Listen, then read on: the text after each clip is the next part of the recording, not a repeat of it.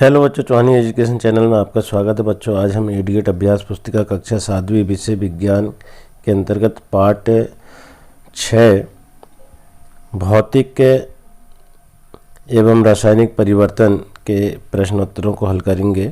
यह एडीएट अभ्यास पुस्तिका वर्ष 2023 के लिए प्रकाशित हुई है, जिसमें से वार्षिक परीक्षा हेतु प्रश्न पूछे जाने हैं।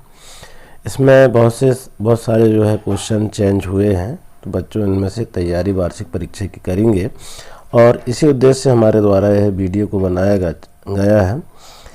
हम इन सभी प्रश्नों को हल करेंगे। इससे पूर्व अगर आपके द्वारा चैनल को सब्सक्राइब नहीं किया गया है तो चैनल को सब्सक्राइब कर लें और बेल आइकन को प्रेस कर लें, जिससे कि वीडियो की नोटिफिकेशन आपको प्राप्त होते रहेगी। एवं वीडियो को लाइक एवं शेयर जरूर करें। बच्चों, देखेंगे हम पाठ 6 भौतिक एवं रासायनिक परिवर्तन अधिलघु उत्तरीय प्रश्न। इसके अंतर्गत देखेंगे हम प्रश्न 1, निम्न को भौतिक एवं रासायनिक परिवर्तनों में वर्गीकृत कीजिए।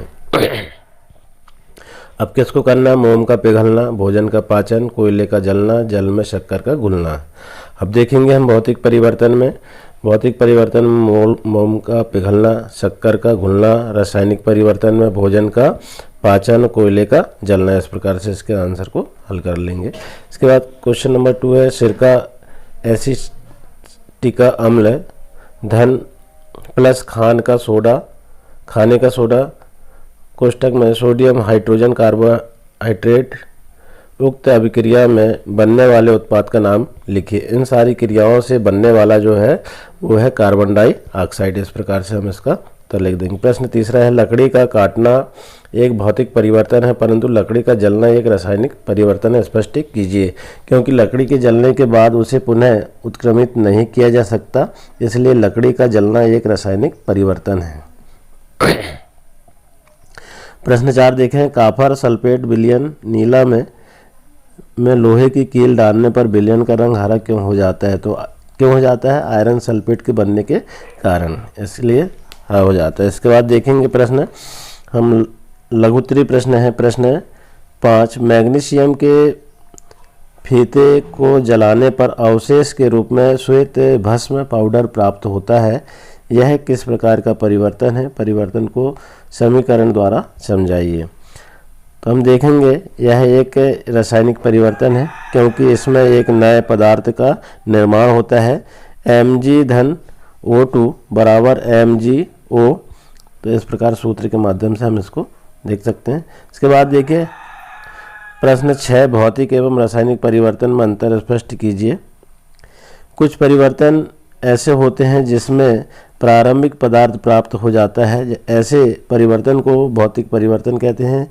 जबकि दूसरी तरफ कुछ परिवर्तन ऐसे होते हैं जिसमें पदार्थों के संगठन बदल जाते हैं और नए पदार्थ बन जाते हैं। ऐसे परिवहन को रासायनिक परिवहन कहते हैं। इसके बाद देखेंगे प्रश्न 7, रासायनिक परिवर्तन में उत्पाद बनने के अतिरिक्त कौन कौन सी घटनाएं हो सकती है, लिखिए। तो यहाँ पर हम लिखेंगे ध्वनि का उत्पन्न होना, गैस का निकलना, रंगों में परिवर्तन, गंध में परिवर्तन आदि घटनाएं रासायनिक परिवर्तन हो सकती है। इसके बाद देखेंगे प्रश्न 8। प्रश्न 8 में जब कार्बन डाइऑक्साइड को चूने के पानी में परिवाहित किया जाता है तो चूने का पानी दूधिया क्यों हो जाता है? इस अभिक्रिया को जो है बनने वाले उत्पाद का नाम लिखिए। तो जब कार्बन डाइऑक्साइड को चूने के पानी में प्रवाहित किया जाता है तो कैल्शियम कार्बोनेट बनता है, जिससे चूने का पानी दूधिया हो जाता है। इसमें CaCO3 प्लस H2O उत्पाद बनते हैं। इस प्रकार से इसको हल कर देंगे। दीर्घ उत्तरीय प्रश्न में देखेंगे प्रश्न 9, कापर सल्फेट के क्रिस्टल कैसे बनते हैं, इसका वर्णन कीजिए। तो कापर सल्फेट के क्रिस्टलीकरण विधि द्वारा प्राप्त किया जा सकता है, जिसमें गर्म उबलते हुए जल में कापर सल्फेट के चूर्ण तब तक मिलाते रहते हैं जब तक उसमें कापर सल्फेट अब और अधिक घोलना असंभव न हो जाए। फिर उसको ठंडा करने पर कापर सल्फेट का क्रिस्टल बन जाता है। तो इस प्रकार से इसका आंसर को लिख देंगे। इसके बाद है लोहे में जंग लगने की प्रक्रिया को रासायनिक समीकरण द्वारा समझाइए। जब लोहे से बने सामान नमी वाले हवा में ऑक्सीजन से प्रतिक्रिया करते हैं तो लोहे पर एक भूरे रंग की परत यानी आयरन ऑक्साइड जम जाती है। यह भूरे रंग की परत लोहे का ऑक्सीजन के साथ प्रतिक्रिया के कारण आयरन ऑक्साइड बनने से होता है, जिसे धातु का संरक्षण कहते हैं या लोहे में जंग लगना कहते हैं। इस प्रकार से इसके उत्तर को लिख देंगे। इसके बाद देखेंगे हम अगला प्रश्न जो है